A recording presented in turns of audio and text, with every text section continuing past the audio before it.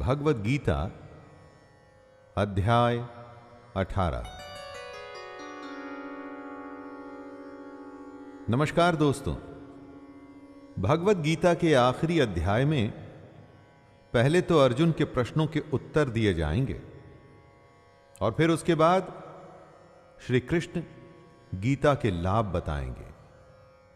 कहते हैं कि दुनिया के सारे ज्ञान को अगर आप समेट लें, सारे वेद, उपनिषद और शास्त्र निचोड़ लें, तो उसका सार ही भगवद गीता है। इस सब में जो सार है वो है ज्ञान। ऐसा ज्ञान जिसके आगे कुछ भी नहीं, जिससे ज्यादा कुछ भी नहीं, जिस ज्ञान के बाद और कुछ भी नहीं जानना होता। इसी ज्ञान को इस आखिरी अध्याय में भगवान कृष्ण बता रहे हैं मोक्ष संन्यास योग के रूप में। मैं शैलेंद्र भारती भगवान कृष्ण के चरणों में वंदन करते हुए इस अध्याय का प्रारंभ करता हूं। जय श्री कृष्ण।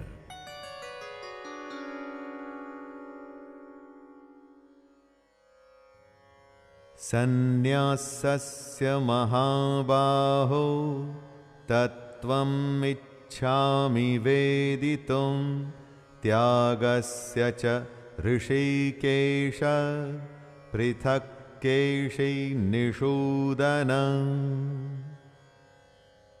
अर्जुन कहते हैं, हे महाबाहो, हे अंतर्यामिन, हे वासुदेव, मैं सन्यास और त्याग के तत्व को पृथक पृथक जानना चाहता हूं। सन्यास और त्याग सुनने में एक जैसे लगते हैं, लेकिन अलग हैं। कैसे अलग हैं, यही अर्जुन जानना चाहता है। युद्ध को लड़ने से मना कर देने के कारण यह श्रृंखला शुरू हुई थी। अर्जुन की दुविधा थी और कृष्ण के हल थे। अर्जुन की दुविधा तो दूर हो रही है, लेकिन उसकी बढ़ती जिज्ञासा में अभी भी प्रश्न बाकी हैं। अर्जुन सन्यास और त्याग के फर्क को अलग अलग करके जानना चाहता है।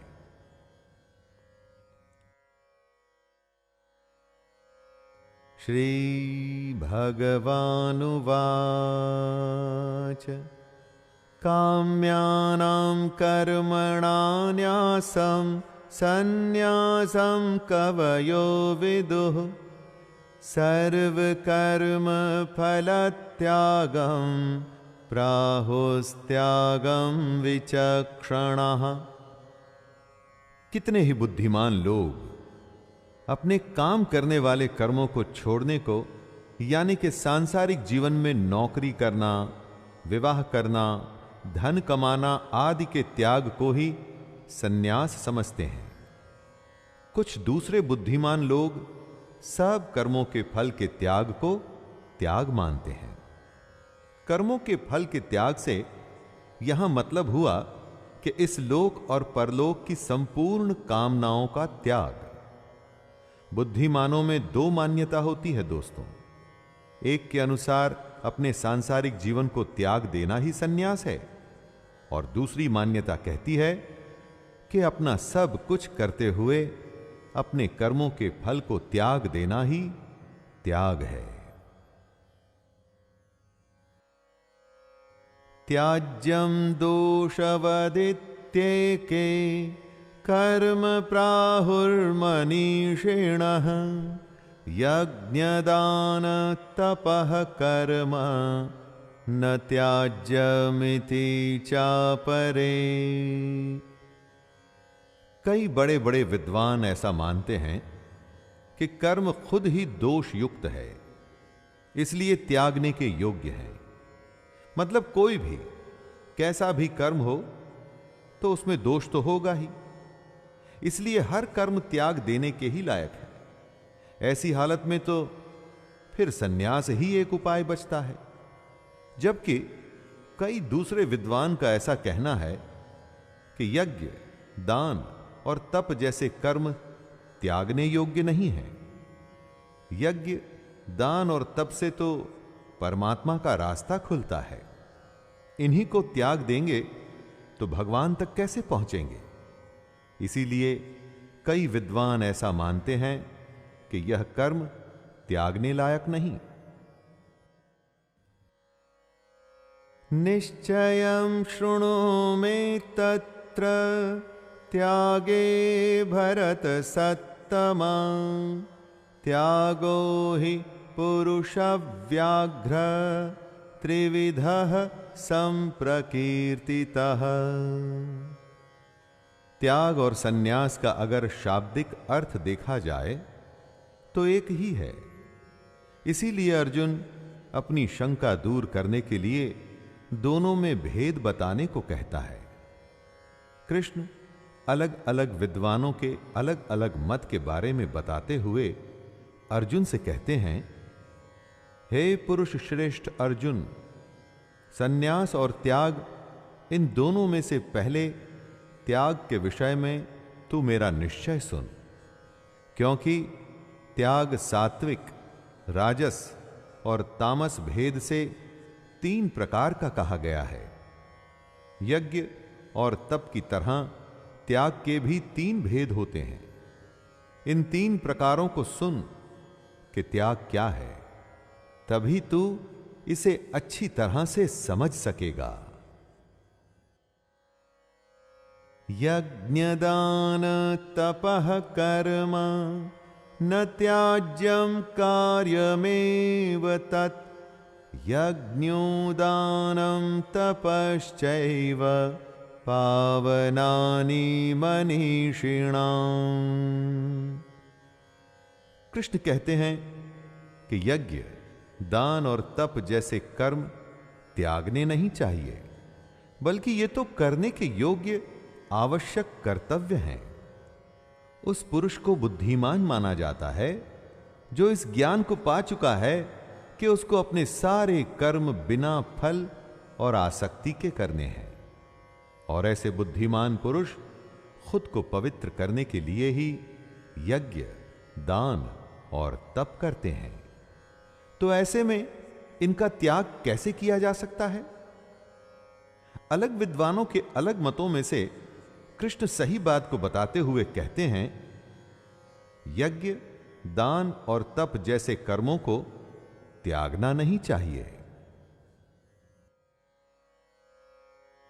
एतान्यपि तु कर्माणि संगं त्यक्त्वा फलानि च कर्तव्यानीति मे पार्थ निश्चितं मतमुत्तमम्। यज्ञ, दान और तप रूप कर्मों का तो त्याग बिल्कुल भी नहीं किया जा सकता, क्योंकि ये तीनों पवित्र करने के लिए होते हैं। लेकिन कृष्ण साथ में ये भी कह रहे हैं कि हम जो भी काम करते हैं उनके फलों और आसक्ति का त्याग अवश्य कर देना चाहिए। जब त्याग करने की बात आई तो कृष्ण ने कर्म त्यागने की बात नहीं की।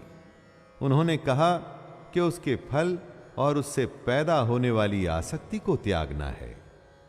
कर्म योग पर कृष्ण का विशेष बल रहा है दोस्तों। वो ही हम सब के लिए संभव भी है। कर्म योग ही एक ऐसी चीज है जिससे हम अपने जीवन को जीते जीते परमात्मा के पास आ सकते हैं। नियतस्य तु सन्न्यासः कर्मणो नोपपद्यते मोहात्तस्य परित्यागस्तामसः परिकीर्तितः। कुछ विद्वानों का ऐसा कहना था कि हर कर्म में कोई न कोई बंधन होता है, इसलिए सारे कर्म ही त्याग दो। श्री कृष्ण ऐसा नहीं मानते। शास्त्र जिसे ठीक ठहराते हैं, जो निर्धारित हैं, जैसे कि यज्ञ, ऐसे नियत कर्मों का त्याग करना उचित नहीं। जो कर्म निषिद्ध हैं या काम्य कर्म जो फल के लिए किए जाते हैं, उनको त्याग देना चाहिए, लेकिन नियत कर्म को कभी नहीं त्यागना चाहिए। जब किसी मोह के चलते हुए हम अपने नियत कर्मों का त्याग करते हैं, तो ऐसे त्याग को तामस त्याग कहा जाता है। इस दुनिया की किसी आसक्ति में फंसकर अगर आप अपने कर्तव्य को, कर्म को छोड़ देते हैं तो वो तामस त्याग माना जाएगा। दुःखमित्येव यत्कर्म काय क्लेश भजात् त्यजेत् सकृत्वा राजसं त्यागं नैव त्याग फलं लभेत्। अपने कर्म करना, कर्तव्य निभाना आसान नहीं होता। इससे हमारे शरीर को कष्ट भी होता है। जब कर्म करेंगे तो कोई ना कोई परेशानी तो होगी ही। अब अगर ऐसा मान लेंगे कि जो कोई कर्म है वो सब दुख रूप ही है, और ऐसा समझकर यदि शारीरिक परेशानी के भय से कर्तव्य कर्मों का त्याग कर देंगे तो ये राजस त्याग माना जाएगा। ऐसे त्याग का फल कभी भी नहीं मिलता। वैसे जब भी कोई त्याग किया जाता है तो उसका फल परम शांति होती है। कभी कुछ त्याग करके देखिएगा, आप स्वयं ही समझ जाएंगे दोस्तों। लेकिन शारीरिक परेशानी के चलते अगर आपने अपने कर्मों का त्याग किया तो उसका कुछ भी फल नहीं मिलेगा, क्योंकि वो राजस त्याग है। कार्यमित्येव यत्कर्म नियतं क्रियते अर्जुन संगं त्यक्त्वा फलं चैव सत्यागः सात्विको मतः। शास्त्रों में कहे गए कर्म को ही निर्धारित कर्म या नियत कर्म माना जाता है। ऐसे कर्म को करना ही कर्तव्य होता है। कर्म को कर्तव्य समझ करने के भाव से उसके आसक्ति और फल का त्याग सात्विक त्याग माना जाता है। सात्विक त्याग में एक खास बात है, और इसीलिए ये तामसिक और राजसिक कर्मों से बिल्कुल अलग है। इसमें कर्मों का त्याग नहीं, बल्कि कर्मों से होने वाले फल और उसकी आसक्ति का त्याग है। यही वो त्याग है जिससे कर्म करने वाले की शुद्धि होती है। क्योंकि ऐसा मनुष्य जो कर्म को कर्तव्य मान उसमें लिप्त नहीं होता, उसके फल से बंधता नहीं, उसकी आसक्ति में फंसता नहीं, तो इससे उसका अंतःकरण पवित्र होता है। इसलिए सात्विक त्याग श्रेष्ठ है। न द्वेष्ट्य कुशलं कर्म कुशले नानुषज्जते त्यागी सत्व समाविष्टो मेधावी छिन्न संशयः। दोस्तों, जो कर्म शास्त्र ने ओके कर दिए हैं उन्हें नियत कर्म कहते हैं या फिर कुशल कर्म। लेकिन जो कर्म शास्त्र के विरुद्ध हैं वो कर्म कल्याणकारी नहीं होते। उससे कल्याण यानी कि किसी का भला नहीं होता। ऐसे कर्मों को अकुशल कर्म कहा जाता है। कृष्ण कहते हैं, हे अर्जुन, ऐसा मनुष्य जो अकुशल कर्म से तो द्वेष नहीं करता और कुशल कर्म में आसक्त नहीं होता, वह शुद्ध सत्व गुण से युक्त पुरुष, संशय रहित, बुद्धिमान और सच्चा त्यागी है। करना तो सिर्फ कुशल कर्म ही है दोस्तों, क्योंकि अकुशल कर्म से कभी भला नहीं होगा। लेकिन साथ में ही अकुशल से द्वेष भी नहीं करना है और कुशल कर्म के फल में भी नहीं फंसना। यही बात कृष्ण कह रहे हैं।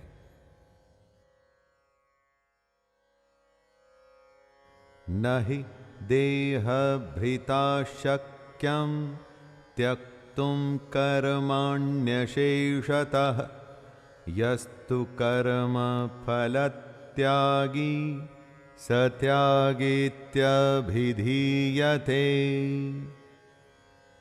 जो भी शरीरधारी हैं, यानी कि जिस भी मनुष्य की देह है, उसके द्वारा कर्मों का त्याग संभव ही नहीं। आपके कर्म आपके संस्कार आपके साथ बंधे होते हैं। जब आप एक शरीर को छोड़ दूसरे शरीर में जाते हैं तो ये संस्कार भी आपके साथ आते हैं। तो चाहे शरीर इस जन्म का हो या अगले जन्म का या उससे भी अगले जन्म का, जब तक शरीर रहेगा ऐसा संभव ही नहीं कि आप अपने कर्मों का त्याग कर दें। जो कर्म फल का त्याग कर सकता है बस वो ही त्याग है, बाकी कुछ नहीं। त्यागी सिर्फ उसी को कहा जाएगा जो अपने कर्मों के बंधन में बंधता नहीं। अनिष्टमिष्टं मिश्रं च त्रिविधं कर्मणः फलं भवत्यत्यागिनां प्रेत्य न तु सन्न्यासिनां क्वचित्। जो सकाम कर्म करते हैं उनके कर्मों का फल उन्हें मिलता ही है, अच्छा बुरा या फिर मिला हुआ। ऐसे 3 प्रकार का फल मरने के पश्चात अवश्य मिलता है। लेकिन पूर्ण सन्यासी सबसे बड़ा त्यागी है। वो ही हो सकता है जिसने कर्म फल का त्याग कर दिया है।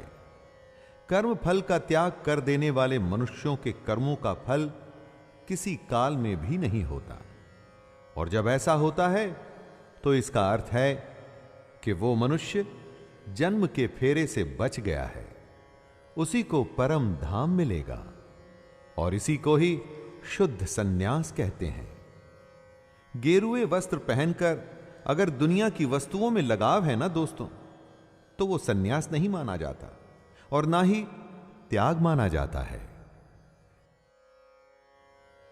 पंचैतानि महाबाहो कारणानि निबोध मे सांख्ये कृतान्ते प्रोक्तानि सिद्धये सर्वकर्मणाम्। अविद्या की वजह से हम अपने अंदर की आत्मा को नहीं देख सकते, अपने अंदर के कृष्ण को नहीं देख पाते। बस कर्म किए चले जाते हैं और उन कर्मों के बंधन में फंसते चले जाते हैं। लेकिन सिद्धि तो तभी प्राप्त होती है जब आप कर्मों की समाप्ति कर सकें। लेकिन साथ में कृष्ण ये भी कहते हैं कि जब तक शरीर है तब तक कर्मों को त्यागना संभव नहीं।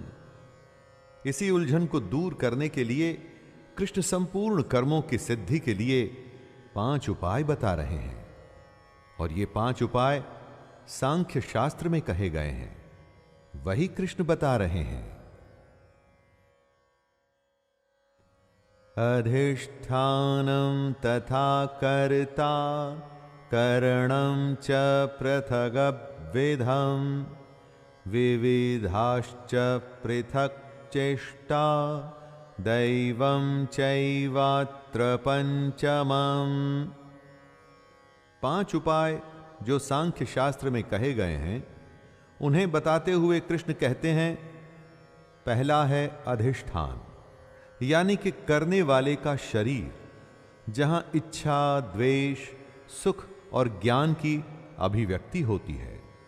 दूसरा है कर्ता, मतलब हमारा मन। उसके बाद करण, जिन इंद्रियों और साधनों द्वारा कर्म किए जाते हैं वो। तीसरा है अलग अलग चेष्टाएं, जैसे कि सांस लेना और इस तरह की दूसरी वायु से जुड़ी क्रियाएं या दूसरे काम। चौथा है आधार, यानी कि साधन, जिन इच्छाओं के साथ साधन जुड़ जाते हैं वहां वो काम पूरे हो जाते हैं। और 5वां है दैव। ये 5 वो उपाय हैं जिनसे हम अपने कर्मों की सिद्धि कर सकते हैं। कर्मों की सिद्धि यानी कि अपने कर्मों को शास्त्र अनुसार कर सकते हैं। शरीरवांग मनोभिर्यत् कर्म प्रारभते नरः न्यायं वा विपरीतं वा पंचैते तस्य हेतवः। अधिष्ठान यानी शरीर, कर्ता यानी मन, इंद्रियां, चेष्टाएं, और पांचवा है देव। कोई भी मनुष्य जो भी कोई कर्म करता है वो इन्हीं 5 कारणों से करता है। वो कर्म या तो शास्त्रानुकूल होते हैं अथवा विपरीत होते हैं, लेकिन होते इन्हीं 5 कारणों से हैं। अपने मन, वाणी और शरीर से हम इन 5 कारणों का प्रयोग करते हैं, और उससे या तो वो कर्म होते हैं जिनकी शास्त्र अनुमति देते हैं, या उसके विपरीत कर्म होते हैं। अगर आपने अपने कर्मों को सिद्ध करना है दोस्तों, तो यह जानना बहुत जरूरी है कि कर्म कैसे किए जाएं, और यही बात कृष्ण समझा रहे हैं। तत्रैवं सति कर्तारम् आत्मानं केवलं तु यः पश्यत्यकृतबुद्धित्वान् न स पश्यति दुर्मतिः। सारे कर्म 5 कारणों की वजह से होते हैं, लेकिन वो पुरुष जिनमें बुद्धि कम है या ज्ञान ज्यादा है, वो ऐसा मानते हैं कि कर्ता आत्मा है, तो वो गलत समझते हैं। आत्मा तो शुद्ध स्वरूप है, उसे आप कर्ता नहीं मान सकते। जो बार बार जन्म लेता है, अपने कर्मों में फंसा रहता है और हर बार इस दुनिया में आके और भी ज्यादा अज्ञानी हो जाता है, उसे दुर्बुद्धि कहते हैं। ऐसा मनुष्य सब कुछ देखता हुआ भी नहीं देखता, इसीलिए वो आत्मा को कर्ता समझता है। जो करता है भगवान करता है, ऐसा कहने वाले अपने कर्मों से पीछा छुड़ाते हैं। ये ठीक नहीं। आत्मा कर्मों में लिप्त नहीं होती। बताए गए 5 कारणों से ही हमारे कर्म होते हैं। यस्य नाहंकृतो भावो बुद्धिर्यस्य न लिप्यते हत्वापि स इमां लोकान् न हन्ति न निबध्यते। ये सोचना कि सब कुछ हम ही करते हैं, ये गलत है। आप करता नहीं हैं। जिस पुरुष के अंतःकरण में मैं करता हूं ऐसा भाव नहीं आता, वो ही ज्ञानी होता है, बाकी पुरुष नहीं। जिसकी बुद्धि सांसारिक पदार्थों में और कर्मों में लिपायमान नहीं होती, कर्म और उसके पदार्थों में नहीं बंधती, वो पुरुष ज्ञानी होता है। ऐसा ज्ञानी पुरुष वास्तव में न तो मरता है और न पाप से बंधता है, क्योंकि वो जीने मरने से मुक्त हो जाता है। कृष्ण ऐसा कई बार कह चुके हैं। उसी को दोहराते हुए वो समझा रहे हैं कि कर्म करना है, लेकिन उसके फल में इच्छा नहीं रखनी। फल में आसक्ति ही वो बंधन है जिससे सबको छूटना है, और तभी कर्मों की सिद्धि संभव होगी। ज्ञानं ज्ञेयं परिज्ञाता त्रिविधा कर्म चोदना करणं कर्म कर्तेति त्रिविधः कर्म संग्रह। ज्ञाता उसे कहते हैं जिसे ज्ञात होता है, यानी कि जानने वाला। जिसके द्वारा जाना जाए वो ज्ञान कहलाता है, और जिसे जाना जाता है उसे ज्ञेय कहते हैं, यानी कि जानने में आने वाली वस्तु। ज्ञाता, ज्ञान और ज्ञेय ये तीनों कर्म प्रेरणा है, अर्थात इनसे ही कर्म करने की प्रेरणा मिलती है। अब कृष्ण कर्म संग्रह के बारे में बता रहे हैं। कर्म करने वाले का नाम होता है कर्ता। जिन साधनों से कर्म किया जाए उनको कहते हैं करण, और कुछ भी करने का नाम होता है क्रिया। ये तीनों कर्म संग्रह है। ज्ञाता, ज्ञान और ज्ञेय की प्रेरणा से हम कर्म करते हैं, उसके बाद कर्ता, करण और क्रिया से हमारे सारे कर्म इकट्ठे होते हैं। ज्ञानं कर्म च कर्ता च त्रिधैव गुणभेदतः प्रोच्यते गुणसंख्याने यथा वक्षणो तान्यपि सर्वभूतेषु येनैकं भावमव्ययमीक्षते अविभक्तं विभक्तेषु तज्ज्ञानं विद्धि सात्विकम्। जो शास्त्र गुणों की संख्या की बात करते हैं, उनमें ज्ञान, कर्म और कर्ता, इन गुणों के तीन तीन प्रकार कहे गए हैं। ये तीनों प्रकार ही अब कृष्ण बता रहे हैं। सबसे पहले ज्ञान के प्रकार बताए जा रहे हैं, और ज्ञान में सबसे पहले है सात्विक ज्ञान, वो ज्ञान जिसके बाद कुछ भी नहीं है। दोस्तों, ये ज्ञान की सबसे परिपक्व, सबसे मैच्योर्ड अवस्था है। सात्विक ज्ञान से गुणों का अंत हो जाता है। कौन से गुण? वो गुण जो हमारे कर्म के कर्ता होते हैं। यही वो ज्ञान जिससे मनुष्य सब में, चाहे वो जीव हो या अजीव, हर किसी में एक अविनाशी परमात्मा को ही देखता है। पृथक्त्वेन तु यज्ञानं नाना भावान् पृथग्विधान् वेत्ति सर्वेषु भूतेषु तज्ज्ञानं विद्धि राजसम्। ज्ञान के अलग अलग प्रकार समझाते हुए कृष्ण राजसिक ज्ञान के बारे में बता रहे हैं। जिस ज्ञान से मनुष्य बाकी सबको अलग अलग देखता है, अर्थात वो अपने को दूसरों से अलग समझता है, क्योंकि उसका शरीर अलग है तो उसकी आत्मा भी अलग है। जो ऐसा सोचता है वो ज्ञान राजसिक है। हम सब में उसी परमात्मा का अंश आत्मा के रूप में विद्यमान है, तो हम सब एक ही हुए। ये अच्छा मनुष्य है और वो बुरा। जब ऐसे ज्ञान से हम दूसरे के बारे में सोचते हैं तो उसे राजस ज्ञान कहा जाता है। यत्तु कृत्स्न वदेकस्मिन् कार्ये सक्तमहैतुकम् अतत्त्वार्थवदल्पञ्च तत्तामसमुदाहृतम्। जिस ज्ञान से पुरुष ये समझता है कि जो भी है उसका शरीर है और कुछ भी नहीं, वो सबसे बुरा ज्ञान है। जो ये समझता है कि ये आत्मा या शरीर बस इतना ही है, इससे परे कुछ भी नहीं, वो ज्ञान सबसे बुरा और तामस यानी कि तामसिक माना गया है। जिसमें ज्ञान है वो हर किसी में परमात्मा देखता है।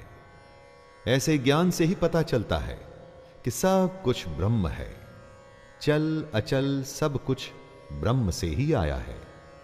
लेकिन जिसका ज्ञान उस मनुष्य को ब्रह्म का आभास नहीं कराता, वो ज्ञान किसी काम का नहीं, तामस है वो।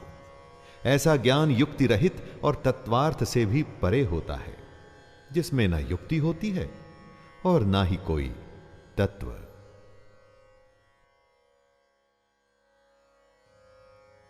नियतं संगरहितं अरागद्वेषतः कृतं अफलप्रेप्सुना कर्म यत् तत्सात्विकमुच्यते।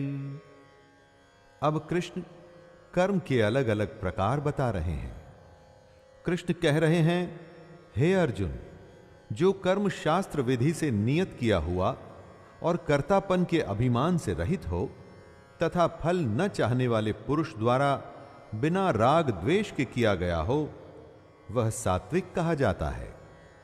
कर्म शास्त्रों के अनुसार होना चाहिए, और उसको करने वाले में यानी कि कर्ता में अभिमान नहीं होना चाहिए। कर्म को करने वाले आपके गुण होते हैं, आप नहीं। मैंने ये किया है, इस अभिमान से जो दूर होता है उसके द्वारा किया गया शास्त्रानुसार कर्म ही सात्विक कहलाता है। यत्तु कामेप्सुना कर्म साहंकारेण वा पुनः क्रियते बहुलायासं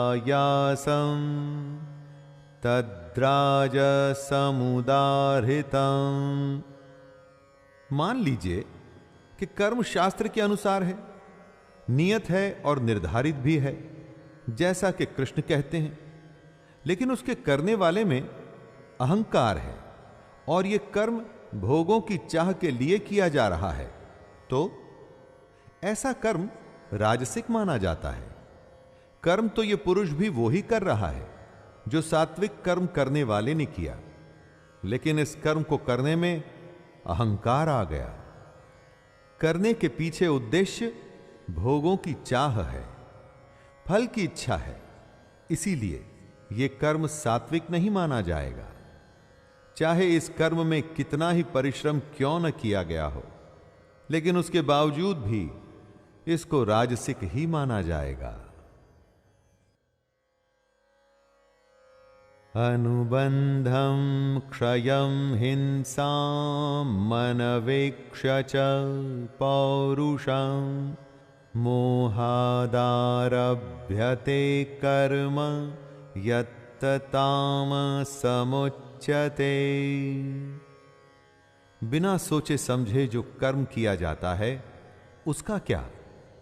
जिस कर्म को करते हुए उसके परिणाम के बारे में नहीं सोचा जाता, जिस कर्म में यह नहीं सोचा जाता कि कितनी हिंसा होगी और क्या उस कर्म को करने में कर्ता का सामर्थ्य भी है, ऐसे कर्म को तामसिक कहा जाता है। तामसिक कर्म अज्ञान से शुरू होता है। सोच और समझ का जिन कर्मों में एकदम अभाव होता है वो कर्म तामसिक माना जाता है। तमोगुण से जो कर्म होते हैं वो तामसिक कर्म होते हैं। इसलिए दोस्तों, अगली बार जब आप कुछ भी करें तो पहले सोचिएगा कि आपका कर्म कौन सी श्रेणी में आता है।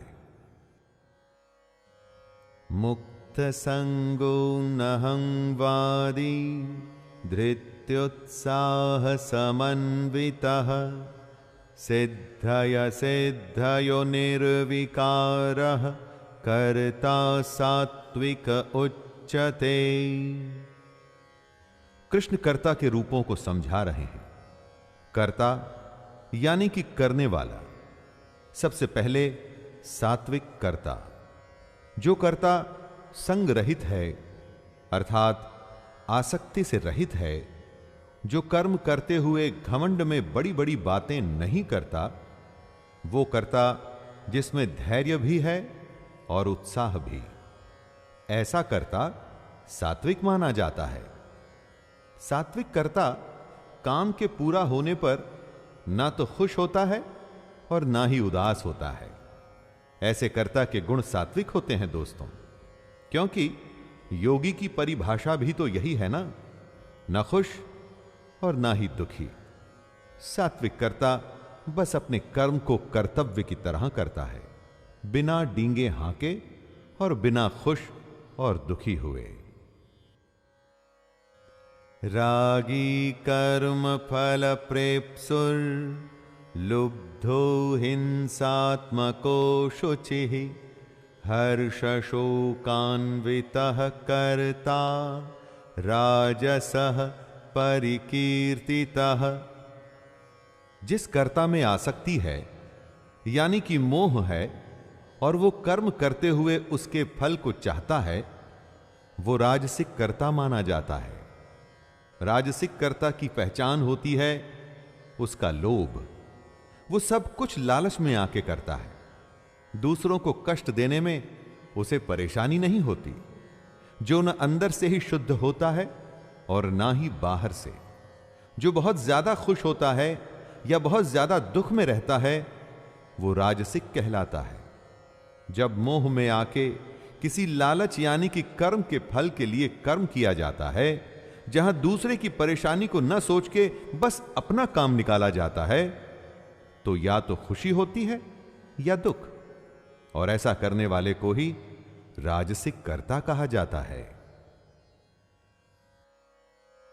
आयुक्तः प्राकृतः स्तब्धः शठो नैष्कृतिको लसः विषादी दीर्घसूत्री च कर्ता तामस उच्यते।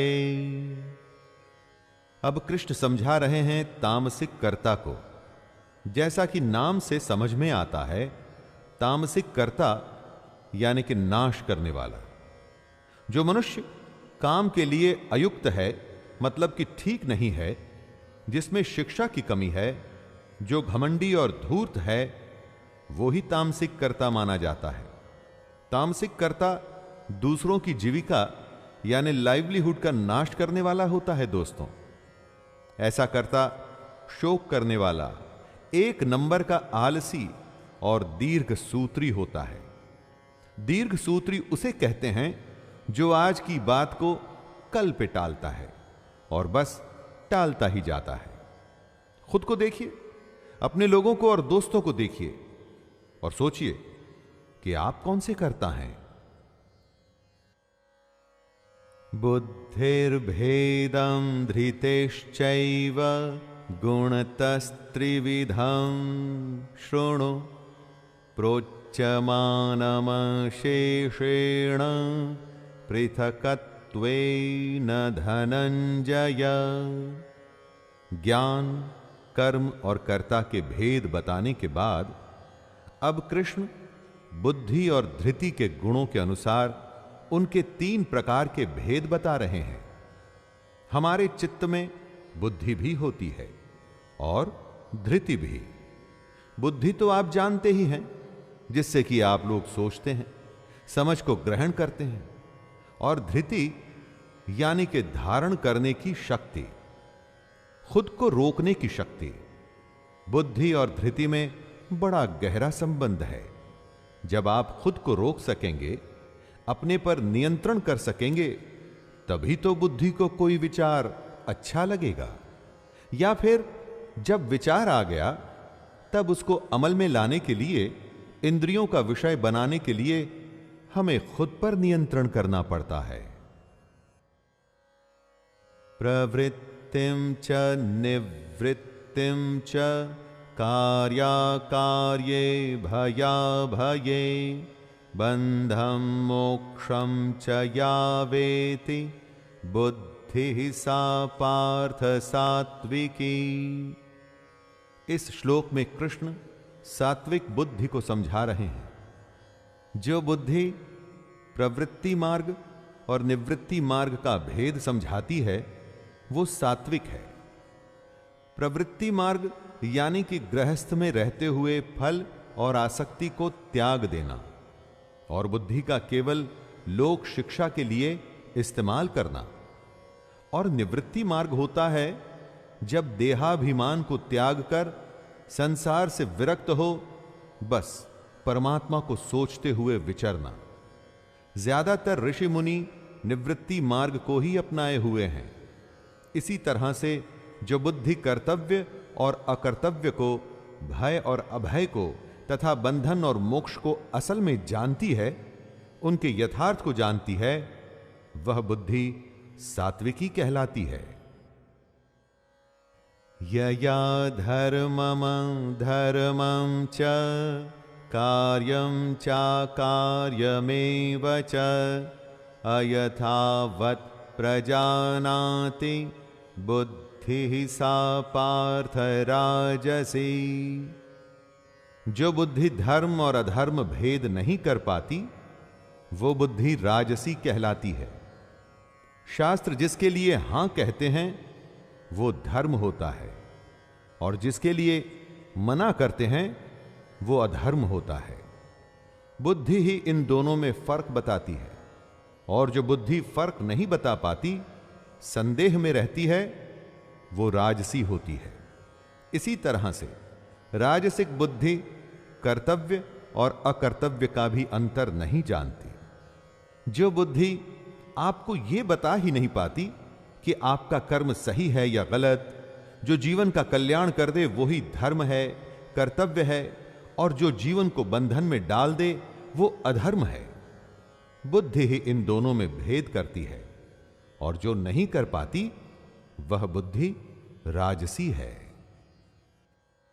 अधर्मं धर्ममिति या मन्यते तमसावृता सर्वार्थान् विपरीतांश्च बुद्धिः सा पार्थ तामसी। जो बुद्धि विपरीत करने की सलाह देती है, उल्टा करने को कहती है, वो तामसिक होती है। तमोगुण से घिरी हुई बुद्धि अधर्म को धर्म मानती है। सात्विक बुद्धि यथार्थ को बताती है, मतलब सच को। राजसिक बुद्धि संदेह में रहती है, लेकिन जो तामसिक होती है वो बुद्धि सिर्फ उल्टा बताती है। ऐसी बुद्धि को विपरीत ज्ञान की गठरी भी कहते हैं दोस्तों। जब उल्टी बुद्धि या उससे हासिल उल्टे ज्ञान पर चलेंगे तो स्वाभाविक है कि कभी सही जगह पर पहुंच ही नहीं पाएंगे। ऐसी बुद्धि का निष्कर्ष या अंजाम सिर्फ विपरीत ही होता है। धृत्या यया धारयते मनः प्राणेन्द्रिय क्रियाः योगेनाव्यभिचारिण्या धृतिः सा पार्थ सात्विकी। धृति वो होती है जिससे आप अपने निर्धारित लक्ष्य को अपनी आंखों से हटने नहीं देते। इसे ही धारणा शक्ति कहते हैं। श्री कृष्ण सात्विक धृति के बारे में बता रहे हैं। जो धारण शक्ति परमात्मा के सिवाय अन्य किसी भी सांसारिक यानी कि वर्ल्डली विषय को धारण नहीं करती, वह अव्याभिचारिणी धारणा मानी जाती है और इसीलिए सात्विक होती है। इसी सात्विक धृति से मनुष्य अपने ध्यान योग के द्वारा मन, प्राण और इंद्रियों की क्रियाओं को धारण करता है और अपने लक्ष्य पर पहुंचता है।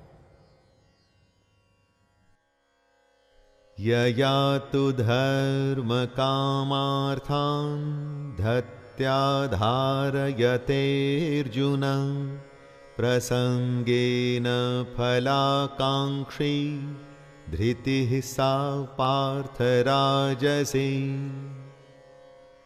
बहुत से मनुष्यों का लक्ष्य फल होता है। वो सिर्फ फल के लिए ही काम करते हैं। मनुष्य के 4 पुरुषार्थ होते हैं: धर्म, अर्थ, काम और मोक्ष। जब फल की इच्छा वाला मनुष्य जिस धारण शक्ति के द्वारा अत्यंत आसक्ति से धर्म, अर्थ और कामों को धारण करता है, वो धारण शक्ति राजसी होती है। दोस्तों जरा ध्यान दीजिएगा, यहां कृष्ण ने मोक्ष के बारे में नहीं कहा, क्योंकि जिसकी धारणा शक्ति राजसिक है वो इस दुनिया के बंधन को छोड़ना नहीं चाहता, बल्कि वो तो और बंधना चाहता है। राजसिक धृति वाले मनुष्य को लगता है कि इंद्रियों का सुख ही सबसे बड़ा सुख है।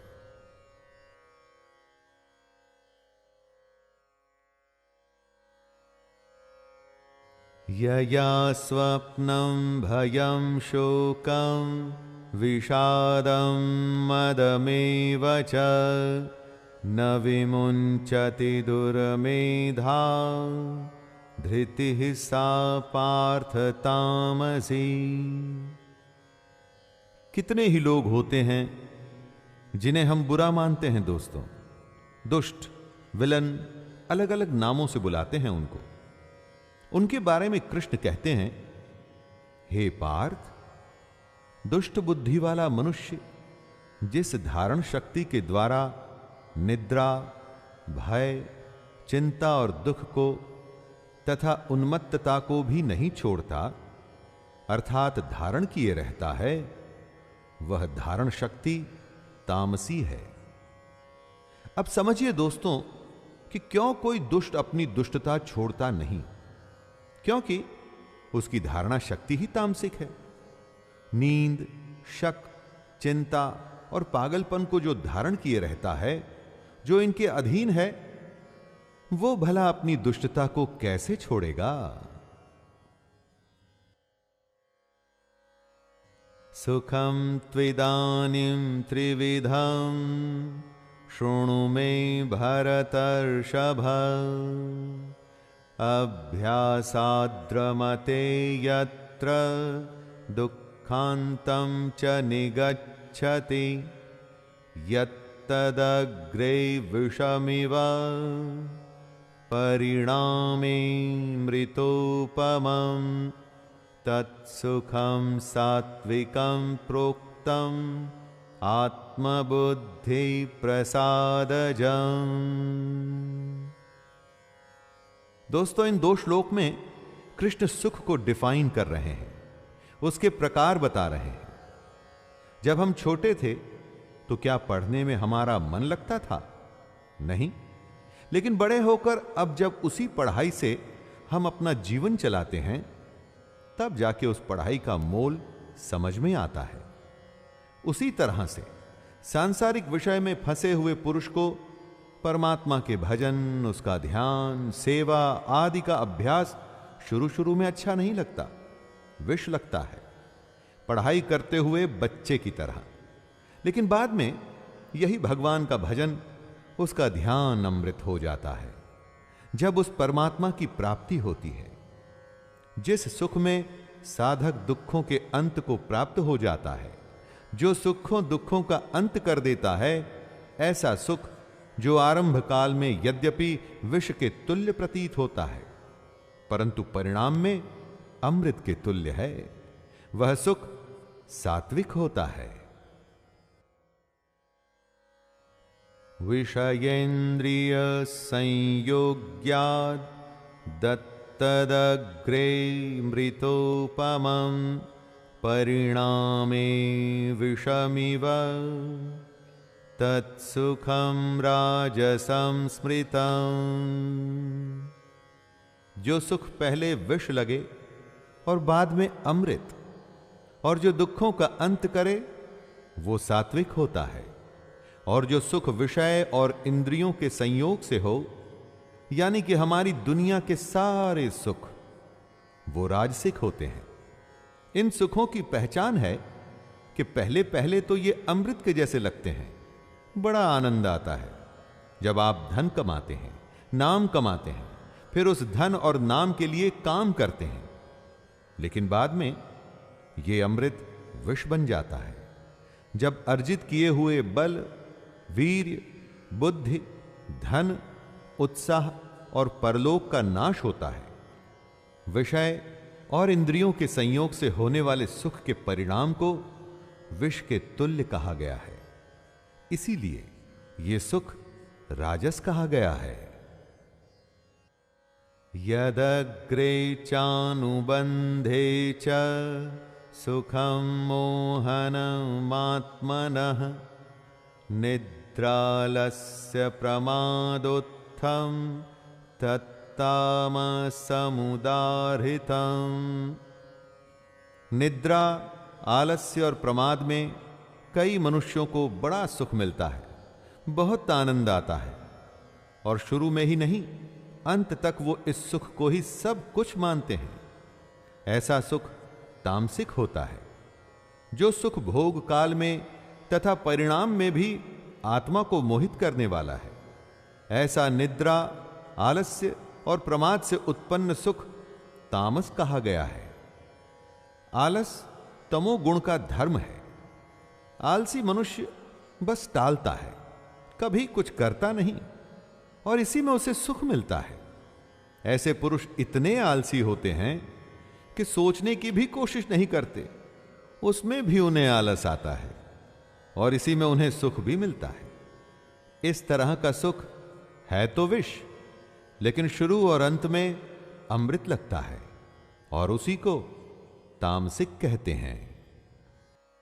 न तदस्ति पृथिव्यां वा दिवि देवेषु वा पुनः सत्वं प्रकृतिजैर्मुक्तं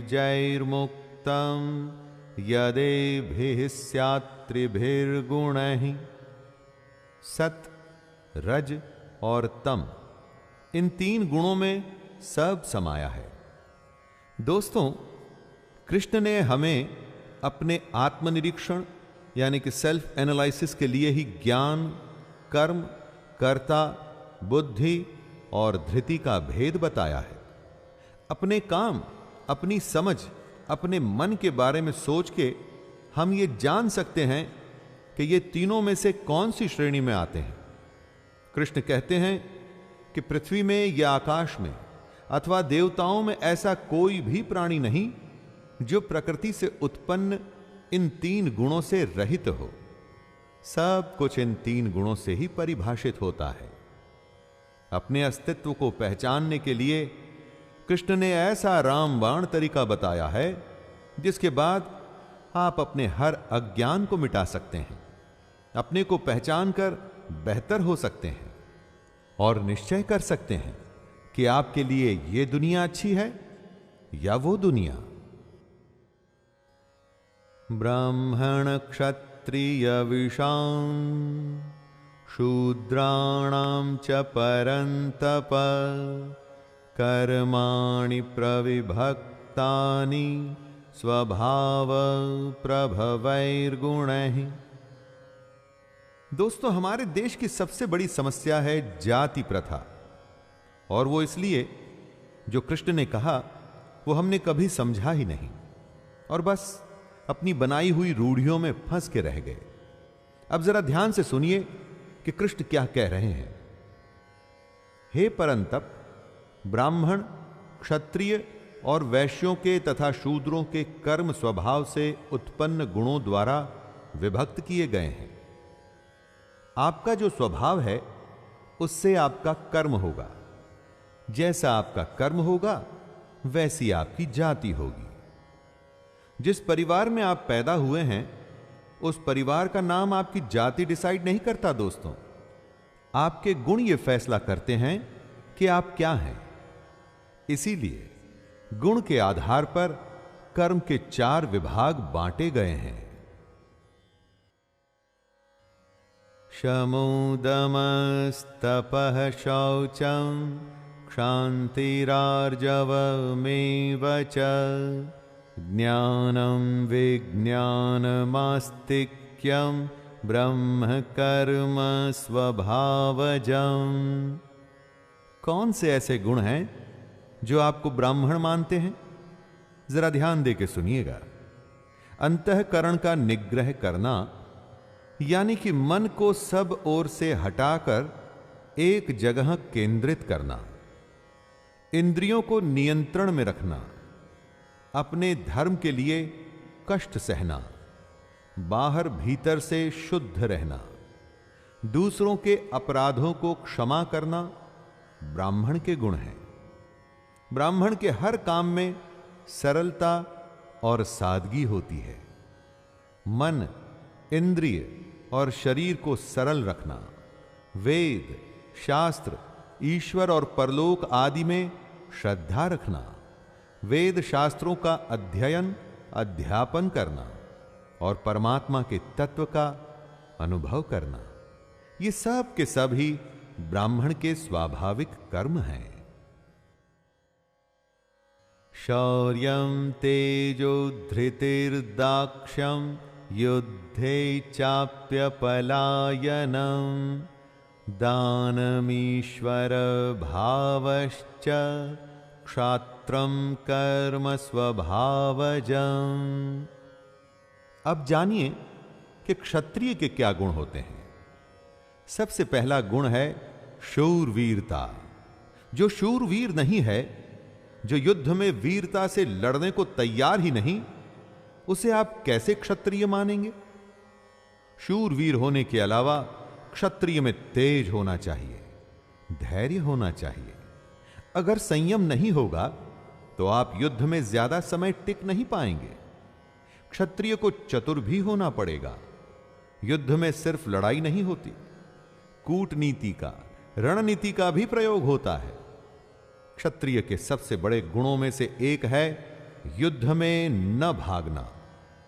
इसके अलावा क्षत्रिय को दान देना चाहिए और उसमें स्वाभिमान होना चाहिए।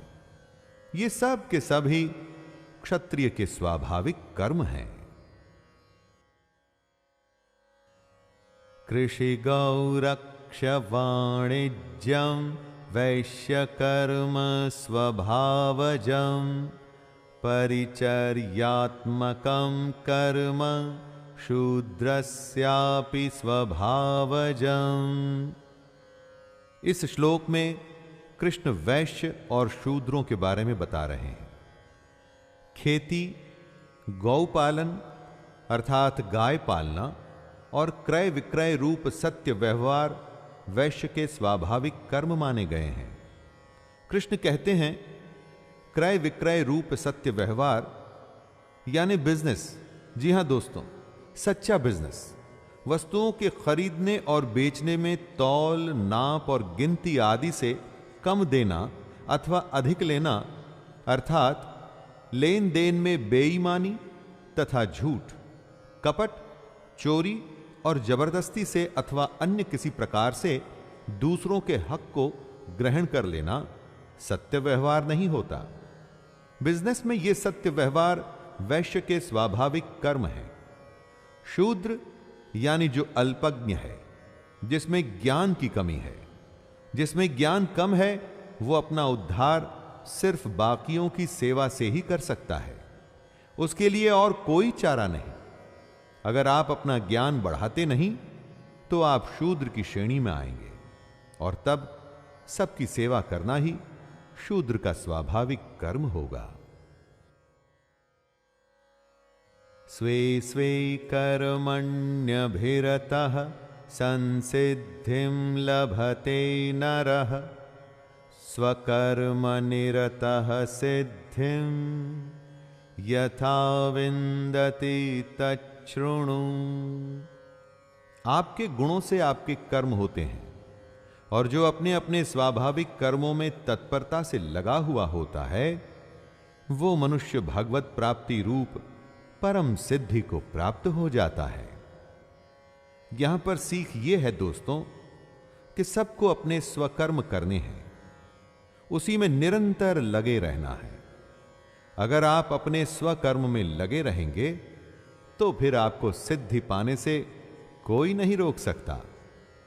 अगर आप अच्छे गुण ग्रहण करेंगे तो आपके कर्म अच्छे होंगे और उन्हीं अच्छे कर्मों को अगर आप तत्परता से करेंगे, मन, वचन और पूरी मेहनत से करेंगे तो परम सिद्धि को अवश्य प्राप्त होंगे। यतः प्रवृत्तिर्भूतानां येन सर्वं इदं ततं स्वकर्मणा तमभ्यर्च्य सिद्धिं विन्दति मानवः। कृष्ण ये बता चुके हैं कि आपके गुणों के आधार पर आपके स्वाभाविक कर्म होते हैं और अगर अपने इन कर्मों का आप पालन करते हैं तो सिद्धि को प्राप्त होते हैं। दोस्तों, जैसे बर्फ एक रूप है लेकिन असल में तो पानी है, उसी तरह से ये पूरी दुनिया भी अलग अलग रूप में है लेकिन असल में तो ब्रह्म है। उसी ब्रह्म परमेश्वर से संपूर्ण प्राणियों की उत्पत्ति हुई है। उस परमेश्वर की अपने स्वाभाविक कर्मों द्वारा पूजा करके मन, वाणी, शरीर से कर्म करते हुए स्वाभाविक कर्तव्य कर्म का आचरण करना ही एक रास्ता है परम सिद्धि को प्राप्त करने का। श्रेयान् स्वधर्मो विगुणः परधर्मात् स्वनुष्ठितात् स्वभावनियतं कर्म कुर्वन्नाप्नोति किल्बिषम्। कौवा अगर हंस की नकल करेगा तो कुछ भी हासिल नहीं होगा दोस्तों। अगर दूसरों को देख आप उसके जैसा करने की कोशिश करेंगे तो आप कहीं के नहीं रहेंगे। आपको अपना कर्म करना है, अपना धर्म निभाना है। अच्छे प्रकार से आचरण करते हुए दूसरे के धर्म से अपना धर्म श्रेष्ठ है। जो अपना धर्म निभाता है वो मनुष्य पाप को कभी प्राप्त नहीं होता। आप जानते हैं आप दूसरे की नकल कब करते हैं? जब आपको ईर्ष्या होती है तभी आप दूसरे के जैसा होना चाहते हैं। परंतु मित्रों, ऐसा करके कभी सिद्धि नहीं मिलती। हर हालत में अपना धर्म और अपना कर्म करते रहना है। सहजं कर्म कौन्तेय सदोषमपि न त्यजेत सर्वारंभा हि दोषेण धूमेनाग्निरिवावृताः। अगर आग होती है तो धुआं भी होता है। उसी तरह से अगर कर्म है तो उसमें भी दोष तो होगा ही। अगर आपका कर्म दोष युक्त है लेकिन आपका धर्म है तो उसे करना चाहिए। कृष्ण कहते हैं, हे कुंती पुत्र, दोष युक्त होने पर भी सहज कर्म को नहीं त्यागना चाहिए। सहज कर्म वो ही है जो आपके स्वभाव से पैदा हुआ है। स्वभाव क्या है? जो आपके गुण से पैदा हुआ है। अपने गुण को पहचान आपको अपना कर्म करना है। यह नहीं सोचना कि दूसरा क्या कर रहा है या आपको उसके जैसा नहीं करना है। सिर्फ अपना निज धर्म, निज कर्म करना है, और वो भी पूरी सच्चाई से।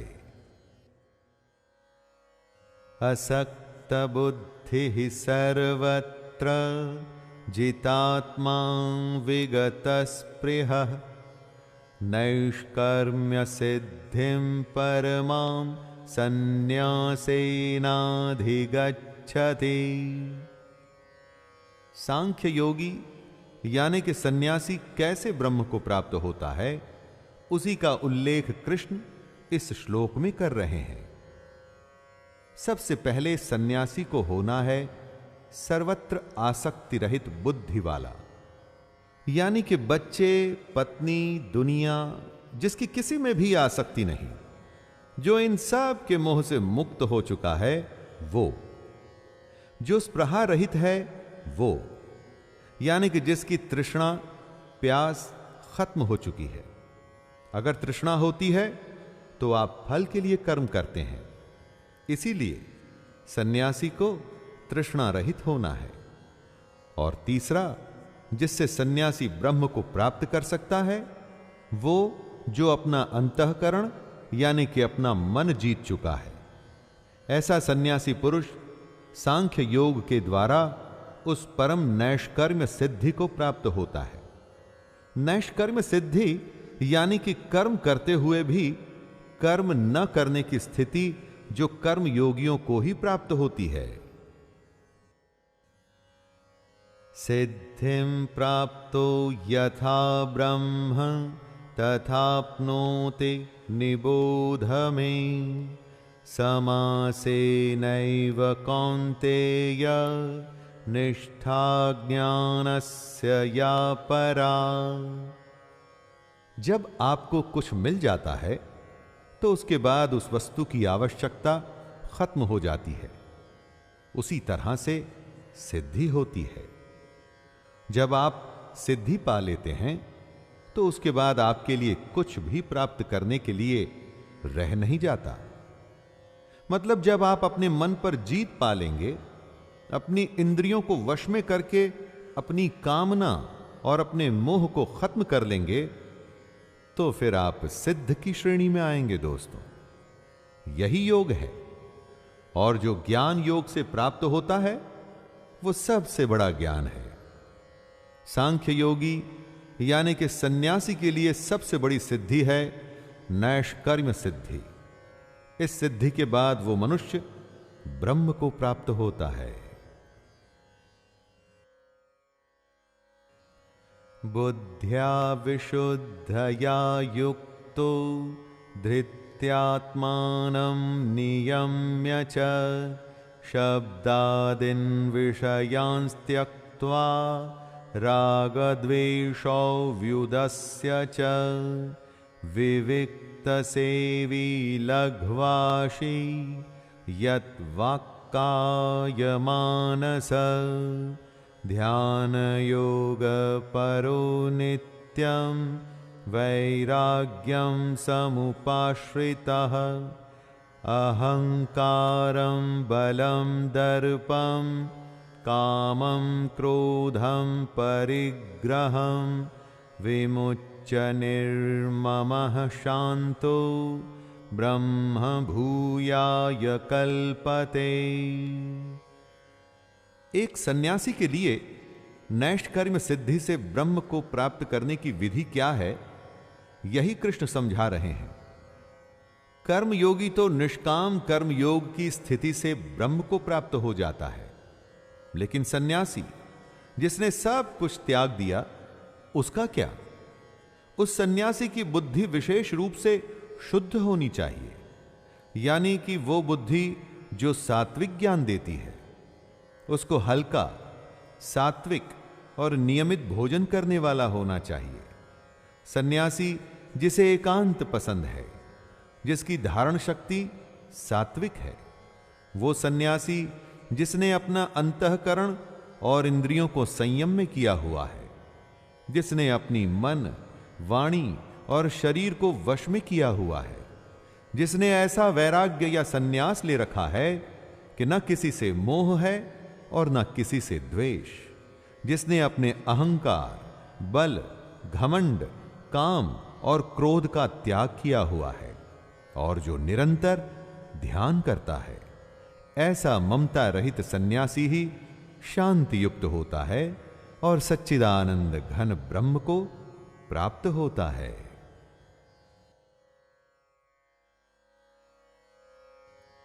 ब्रह्मभूतः प्रसन्नात्मा न शोचति न कांक्षति समः सर्वेषु भूतेषु मद्भक्तिं लभते पराम्।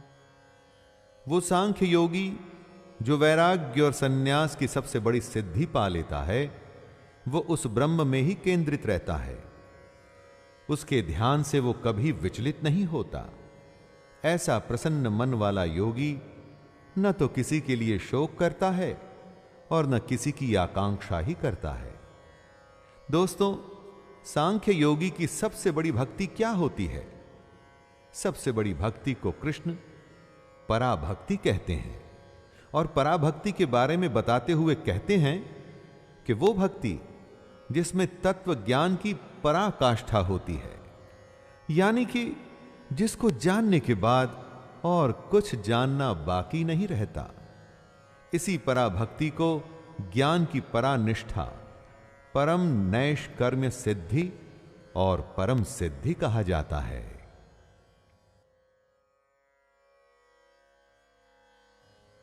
भक्त्या मामभिजानाति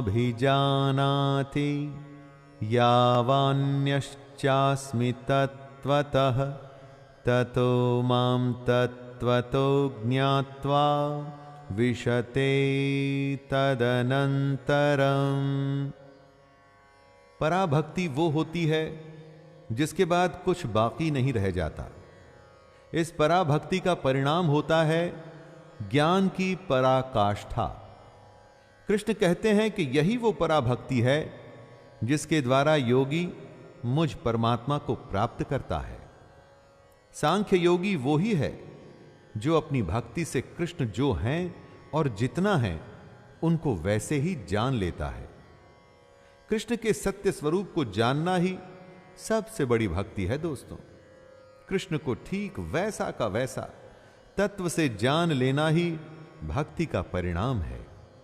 और जब योगी अपनी भक्ति से कृष्ण के तत्व को जान लेता है तो वो तत्काल ही कृष्ण में प्रविष्ट हो जाता है।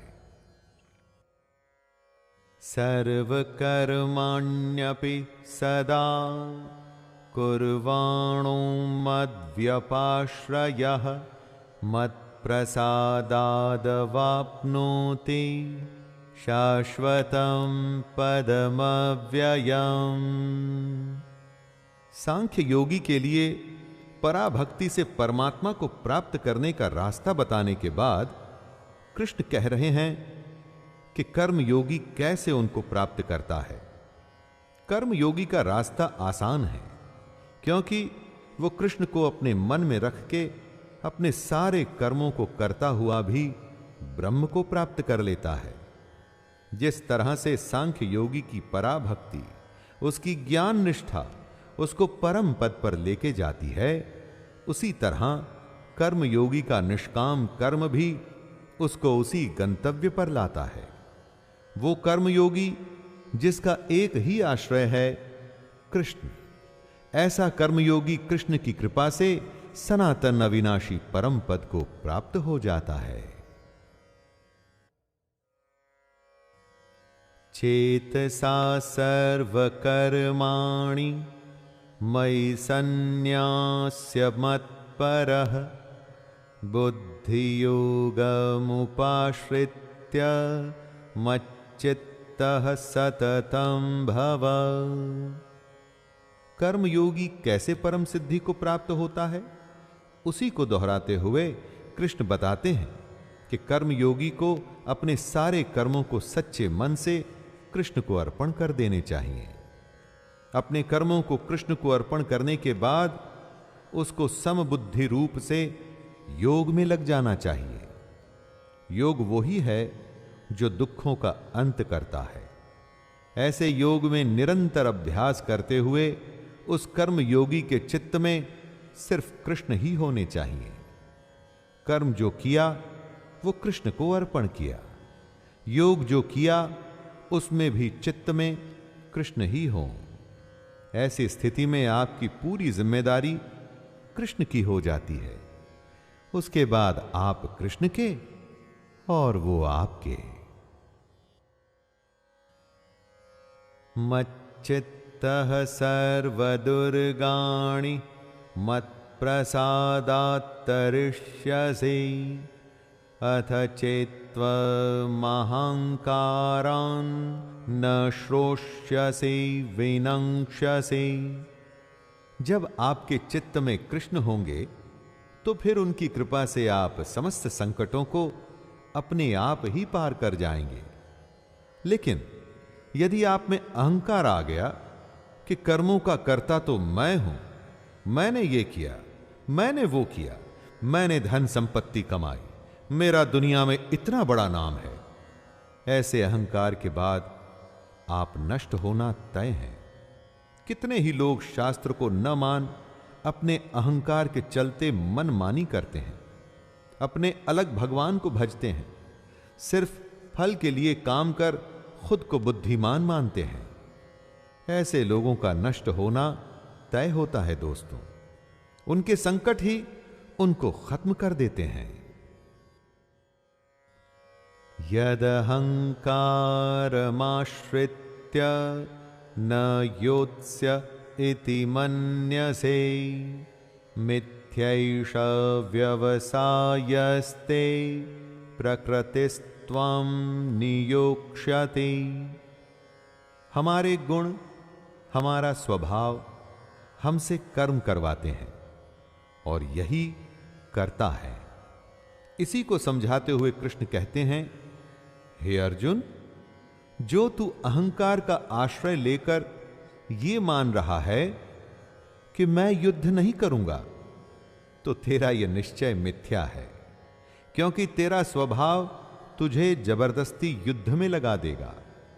अर्जुन क्षत्रिय हैं, क्या ऐसा हो सकता है कि युद्ध शुरू हो जाए और वो एक तरफ हाथ पर हाथ धर के बैठा रहे? नहीं, कभी भी नहीं। ये उसका अहंकार है जो उससे बुलवा रहा है कि वो युद्ध नहीं करेगा। लेकिन ये मिथ्या है, झूठ है। सच अर्जुन का स्वभाव है जो उससे युद्ध करवाएगा। स्वभावजेन कौन्तेय निबद्धः स्वेन कर्मणा कर्तुं निच्छसि यन्मोहात् करिष्यस्य वशोऽपि तत्। अर्जुन ने युद्ध करने से जो मना कर दिया था, उसका विश्लेषण करते हुए कृष्ण कहते हैं कि ऐसा वो मोह के कारण नहीं करना चाहता, और ऐसा उसे अभी लग रहा है, लेकिन उसका स्वभाव उसे विवश कर देगा युद्ध करने के लिए। अर्जुन की ही तरह दोस्तों, हम सबके पूर्वकृत स्वाभाविक कर्म होते हैं, चाहे पिछले जन्म के हों या इस जन्म के। वो स्वभाव ही हमसे हमारे कर्म करवाते हैं। आप चाहें या ना चाहें, वो कर्म तो आप करते ही हैं, और इन्हीं कर्मों को करना आपका धर्म भी होता है। यही आपका स्वधर्म भी होता है। इसलिए मोह में आके ऐसा सोचना कि आप कर्तव्य नहीं करेंगे, वो गलत होता है, मिथ्या होता है। ईश्वरः सर्वभूतानां हृद्देशेऽर्जुन तिष्ठति भ्रामयन् सर्वभूतानि यंत्र आरूढ़ानि मायया। अगर आपके शरीर को एक यंत्र या मशीन माना जाए, तो इस दुनिया में यह यंत्र घूम रहा है। दोस्तों, कोई भी मशीन खुद अपने आप कुछ नहीं कर पाती। उस मशीन को कोई चलाने वाला चाहिए होता है, और हमारे शरीर रूपी यंत्र को चलाता है ईश्वर, ब्रह्म। उसी की माया है ये दुनिया। हमारे कर्मों के अनुसार इस दुनिया में हमारा शरीर काम करता है, जिसका नियंत्रण उसी के हाथ में है, जो ब्रह्म है, परमात्मा है, और हमारे शरीर में वो आत्मा है। अपने हृदय में स्थित इसी ब्रह्म को पहचानना ही तो सारा खेल है दोस्तों। जब तक आप नहीं पहचानते, इस माया का प्रपंच चलता ही रहता है, चलता ही रहता है, चलता ही रहता है। तमेव शरणं गच्छ सर्वभावेन भारत तत्प्रसादात् परां शान्तिं स्थानं प्राप्स्यसि शाश्वतम्। कृष्ण कहते हैं कि सब भावों को भूल के हमें अपने अंदर स्थित परमेश्वर के आश्रय में जाना चाहिए। सब भाव जैसे कि लज्जा, भय, मान, बड़ाई और आसक्ति, न डर, न घमंड, न लगाव, इस तरह के सारे भावों को त्याग कर हम उस ब्रह्म की शरण में जा सकते हैं। परमेश्वर के आश्रय में जाने का मतलब है कि उसके सर्वस्व को समझना, पूरी श्रद्धा से और प्रेम से उस भगवान के गुण, प्रभाव और स्वरूप का चिंतन करना, उसकी आज्ञा के अनुसार अपने कर्तव्य कर्मों का निस्वार्थ भाव से करते हुए उसी को अर्पण कर देना। यही तरीका है परम शांति और परम धाम पाने का। इति ते ज्ञानमाख्यातं गुह्याद् गुह्यतरं मया विमृश्यैतदशेषेण यथेच्छसि तथा कुरु। हे अर्जुन, इस प्रकार ये गोपनीय से भी अति गोपनीय ज्ञान मैंने तुमसे कह दिया। अब तू इस रहस्य युक्त ज्ञान को पूर्णतया भली भांति विचार कर, जैसे चाहता है वैसे ही कर। दोस्तों, कृष्ण सारथी हैं, मार्गदर्शक हैं, गुरु हैं। और क्या करता है गुरु? वो अपने शिष्य को सब कुछ सिखा उसे परीक्षा में, युद्ध में भेज देता है। उसके बाद वो शिष्य होता है और गुरु का दिया हुआ ज्ञान, और साथ ही साथ शिष्य का अपना अभ्यास। यही तो यहां कृष्ण भी कर रहे हैं। सारा ज्ञान देने के बाद वो अर्जुन को कह रहे हैं कि अब तुझे जो करना है वो तू कर। लेकिन सबसे खास बात, जो ज्ञान उन्होंने अर्जुन को दिया है वो अत्यंत ही गोपनीय है। इस ज्ञान के बारे में कृष्ण के अलावा कोई नहीं जानता था दोस्तों। अब अर्जुन जानते हैं और उसके साथ साथ हम भी। सर्वगुह्यतमं भूतः शृणु मे परमं वचः इष्टोऽसि मे दृढ़मिति ततो वक्ष्यामि ते हितं मन्मनां भव मद्भक्तो मद्याजी मां नमस्कुरु मामे वैष्यसि सत्यं ते प्रतिजाने प्रियोऽसि मे। कृष्ण का रहस्य केवल कृष्ण ही जानते थे, लेकिन अर्जुन उनका अतिशय प्रिय था। अर्जुन उन्हें बेहद पसंद था, इसलिए कृष्ण उसका भला चाहते थे। उसके भले के लिए ही सबसे बड़े रहस्य को वो उसे बता रहे हैं और कह रहे हैं कि इसे ध्यान से सुन।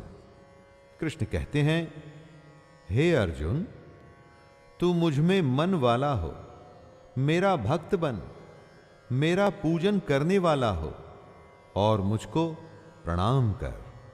ऐसा करने से तू मुझको ही प्राप्त होगा। ये मैं तुझसे सत्य प्रतिज्ञा करता हूं, क्योंकि तू मेरा अत्यंत प्रिय है। दोस्तों, अर्जुन कृष्ण का अत्यंत प्रिय था। ये तो महाभारत की बात थी, लेकिन आज वो हर मनुष्य जो कृष्ण में, उनकी गीता में विश्वास रख उनके कहे अनुसार उनकी बातों पर चलने को तैयार है, वो भी कृष्ण को अत्यंत प्रिय है। इसीलिए वो कह रहे हैं कि अपने मन को उनमें लगाना है, उनका भक्त बनना है, उन्हीं की पूजा करनी है और उन्हीं को प्रणाम करते हुए उनके कहे हुए कर्मों को करना है। सर्वधर्मान् परित्यज्य मामेकं शरणं व्रज अहं त्वा सर्वपापेभ्यो मोक्षयिष्यामि मा शुचः। अपना अहंकार, अपने होने का भाव, अपना अस्तित्व सब कुछ भूलकर बस अपने को कृष्ण की शरण में डाल देना है। ऐसा ही कृष्ण कहते हैं। अपने धर्मों को, यानी कि अपने संपूर्ण कर्तव्य कर्मों को कृष्ण को सौंपकर सिर्फ उस सर्वशक्तिमान सर्वाधार परमेश्वर की ही शरण में जाना है। कृष्ण कहते हैं, हे अर्जुन, मैं तुझे संपूर्ण पापों से मुक्त कर दूंगा, तू शोक मत कर। दोस्तों, जब आप कृष्ण की शरण में चले गए, यानी कि उनके कहे अनुसार चलने लगे, तो फिर आपके शोक आपके न होकर कृष्ण के हो जाते हैं।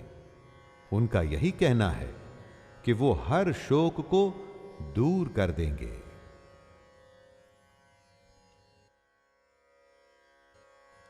इदं ते न तपस्काय न भक्ताय कदाचन न चाशु श्रूषवे वाच्यं न च मां योऽभ्यसूयते। बिना मांगे सलाह देना समझदारी नहीं होती दोस्तों। ऐसा ही कुछ कृष्ण भी अर्जुन से कह रहे हैं। वे कहते हैं कि तुझे ये गीता रूप रहस्यमय उपदेश किसी भी काल में तप रहित मनुष्य से नहीं कहना चाहिए। न उसे कहना चाहिए जिसमें भक्ति नहीं, उसे भी नहीं कहना चाहिए जिसमें सुनने की इच्छा नहीं है, और जो मुझ में दोष दृष्टि रखता है उससे तो कभी भी मत कहना।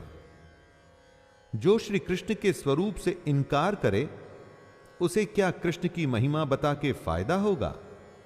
जो कृष्ण को नहीं मानता उसे क्या गीता सुना के फायदा होगा? बिल्कुल भी नहीं। इसलिए ऐसे लोगों से गीता या गीता के ज्ञान की बात नहीं करनी चाहिए जो इसका सम्मान न कर सके, जिनमें समझ ना हो और जो ये सुनना ही न चाहते हो, उनसे भगवत गीता के बारे में बात करनी ही नहीं चाहिए।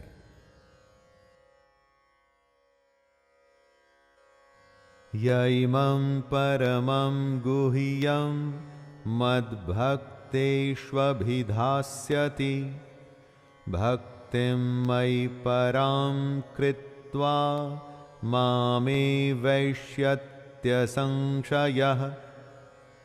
कृष्ण कहते हैं कि जो उनके स्वरूप से इनकार करता है उसे गीता नहीं सुनानी चाहिए। जिसमें भक्ति नहीं उसको गीता का ज्ञान देना व्यर्थ है। लेकिन साथ में कृष्ण ये भी कहते हैं कि जो पुरुष मुझ में परम प्रेम करके इस परम रहस्य युक्त गीता शास्त्र को मेरे भक्तों में कहेगा वह मुझको ही प्राप्त होगा, इसमें कोई संदेह नहीं है। यहां कहेगा से सिर्फ यह मतलब नहीं कि आप गीता पाठ करेंगे। दोस्तों, यहां कहेगा से यह मतलब है कि जो ज्ञान बांटेगा तो खुद भी वो उसी ज्ञान पर चलेगा, और जो कृष्ण के बताए ज्ञान पर चलेगा तो स्वाभाविक ही है कि एक दिन वो कृष्ण को ही प्राप्त हो जाएगा। न च तस्मान् मनुष्येषु कश्चिन्मे प्रियकृत्तमः भविता न च मे तस्मादन्यः प्रियतरो भुवि। कृष्ण ने अर्जुन को अपना सबसे प्रिय बताया, और वो इसलिए क्योंकि कृष्ण जानते थे कि अर्जुन उनका सबसे बड़ा भक्त है। सबसे बड़ा भक्त इसलिए नहीं कि अर्जुन उनकी भक्ति करता था, इसलिए कि वो कृष्ण को अपना गुरु मान उनकी हर कही बात पर चलता था। ऐसा कृष्ण हर किसी के लिए कह रहे हैं। दोस्तों, जो भी सच्चे भाव से गीता का प्रचार करेगा वो कृष्ण को सबसे अधिक प्रिय है। जो भी गीता की कही बात पर चलकर औरों को ज्ञान और कर्म के पथ पर बढ़ाएगा, उससे अधिक कृष्ण को पूरे पृथ्वी भर में कोई भी प्रिय नहीं, और भविष्य में भी ऐसे भक्त से अधिक प्रिय कृष्ण को कोई नहीं होगा। अध्येष्यते च य इमं धर्म्यं संवादमावयोः ज्ञानयज्ञेन तेनाहम् इष्टः स्यामिति मे मतिः। कृष्ण कहते हैं कि जो पुरुष इस धर्ममय गीता यानी कि हम दोनों के संवाद रूप गीता शास्त्र को पढ़ेगा, उसके द्वारा भी मैं ज्ञान यज्ञ से पूजित होऊंगा, ऐसा मेरा मत है। गीता शास्त्र के पाठ की भी कितनी बड़ी महिमा है। सिर्फ पाठ करने से ही ज्ञान यज्ञ का लाभ मिल रहा है, और असल में यह सिर्फ पाठ नहीं है। गीता को पढ़ने से जो ज्ञान की तरंग हमारे मस्तिष्क को आंदोलित करती है वो हमारे जीवन को बदलने के लिए बहुत है। गीता का पाठ यज्ञ है और जिसका परिणाम ज्ञान है। ज्ञान की प्राप्ति के बाद सब कुछ संभव है। दोस्तों, श्रद्धावाननसूयश्च शृणुयादपि यो नरः सोऽपि मुक्तः शुभान् लोकान् प्राप्नुयात् पुण्यकर्मणाम्। जो गीता का पाठ करता है, इसे सुनाता है, उसको तो ज्ञान यज्ञ का लाभ होता ही है। लेकिन जो मनुष्य श्रद्धा युक्त और दोष दृष्टि से रहित होकर इस गीता शास्त्र को सुनता है, वह भी पापों से मुक्त होकर उत्तम कर्म करने वालों के श्रेष्ठ लोकों को प्राप्त होगा।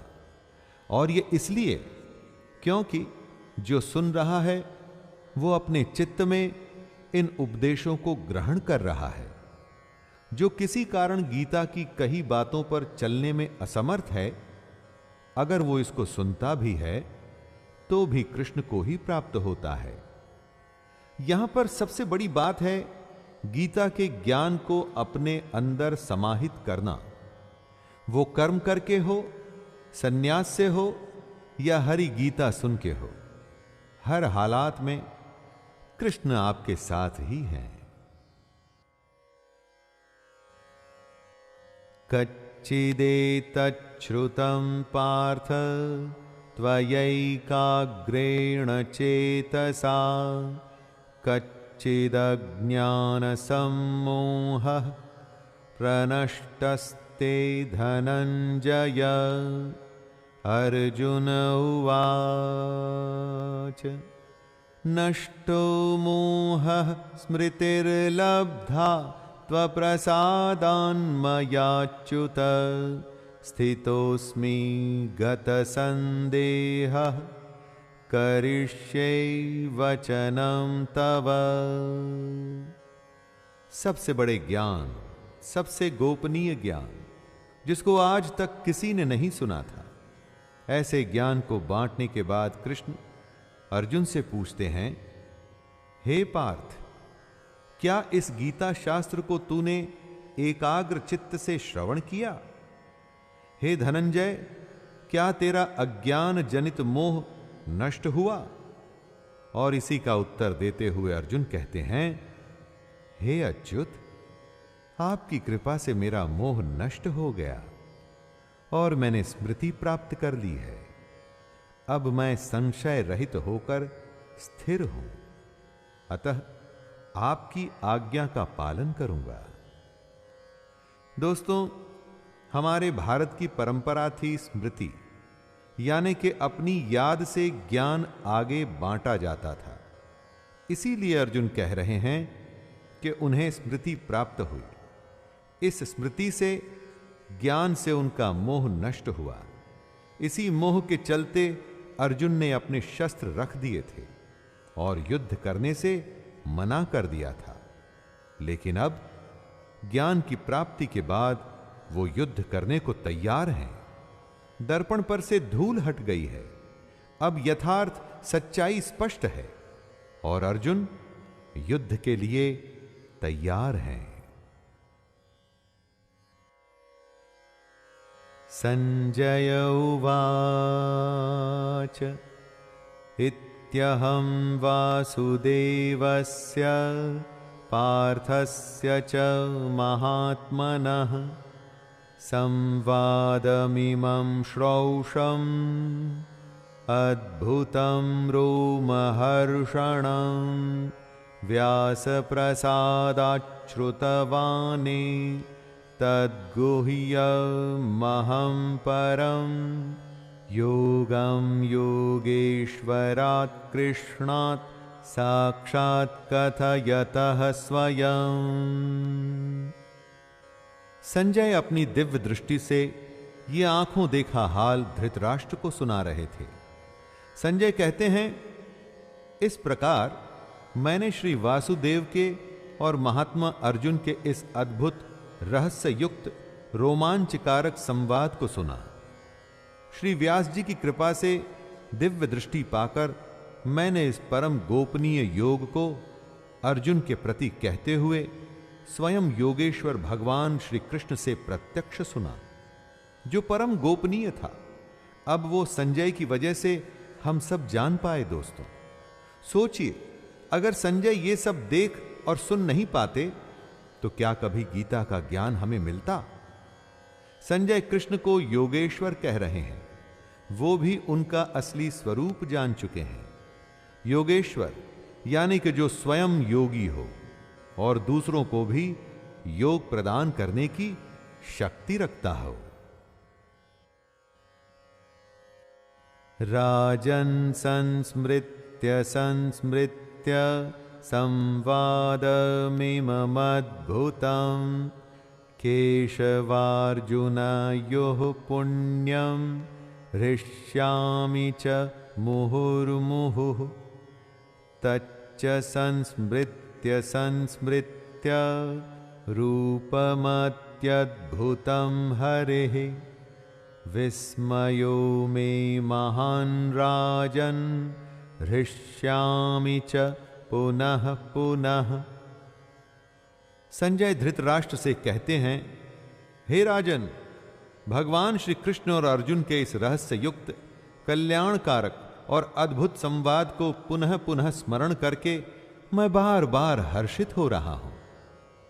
जो संजय सुन चुके थे, अब वो हमेशा के लिए उनके साथ था। एक तरह से उनके लिए विश्वास करना मुश्किल हो रहा था कि इतना बड़ा रहस्य, दुनिया का सबसे बड़ा ज्ञान उन्होंने स्वयं सुना। इसी बात को बार बार सोचकर वो खुश हो रहे हैं। दोस्तों, आप ही सोचिए, जिसने अभी अभी योग का सबसे बड़ा ज्ञान स्वयं कृष्ण से सुना हो, उसकी खुशी आखिर कैसे रुकेगी। संजय के चित्त में महान आश्चर्य है। यही वजह है उनके बार बार हर्षित होने की। एक बार आप भी गीता के ज्ञान को अर्जित करने की कोशिश करिए। मुझे पूर्ण विश्वास है कि आप भी हर्ष से भर जाएंगे।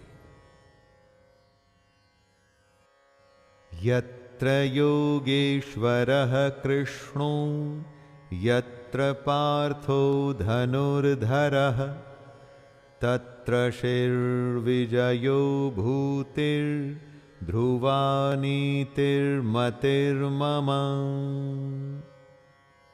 गीता के इस कृष्ण अर्जुन संवाद को खत्म करते हुए संजय कहते हैं, हे राजन, जहां योगेश्वर भगवान श्री कृष्ण हैं और जहां गांडीव धनुषधारी अर्जुन है, वहीं पर श्री, विजय, विभूति और अचल नीति है, ऐसा मेरा मत है।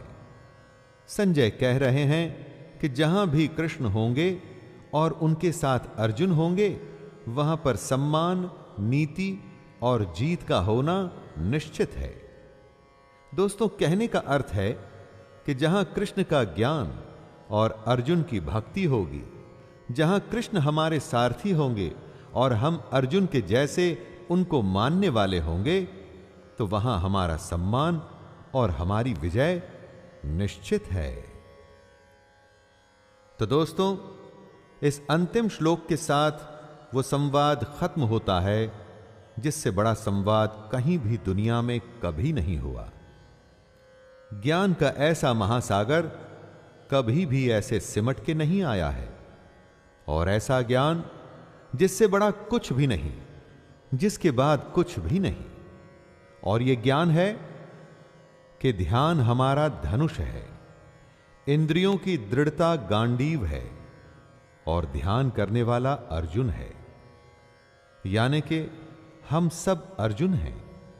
अपनी इच्छा शक्ति से गांडीव की तरह हमें अपने मन, अपनी इंद्रियों को नियंत्रण में रख अपने ध्यान को अपने कर्म पर केंद्रित करना है।